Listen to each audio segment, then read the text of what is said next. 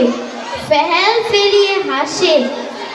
বাবু বলেন, সারা জনম মরলি রে তুই খাটি, জ্ঞান বিনা তোর জীবনটা যে চারি আনাই মাটি।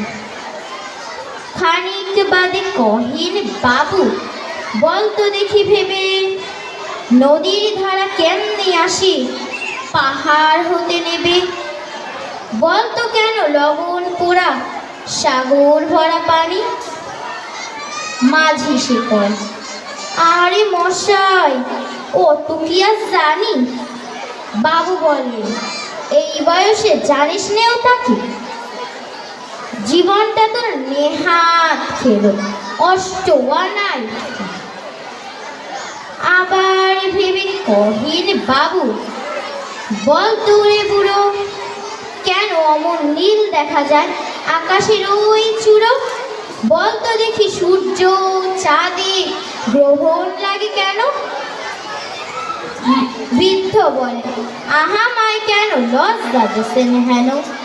বাবু বলেন, বলবো কি আর, বলবো তোর চিতা, দেখছি এখন জীবনটা তো 12 আনাই বৃথা। খানিক বাদে ঝড় উঠেছে, ঢেউ উঠেছে ফুলে। বাবু দেখেন নৌকাখানি ডুবলো বুঝি দুলে। মাঝিরে কন, এ কি আপদ? ওরে ও ভাই মাঝি, ডুবলো নাকি নৌকা, এবার মরবো নাকি আজি? মাঝি সুধর, সাঁতার জানো? মাথা নাড়িন বাবু।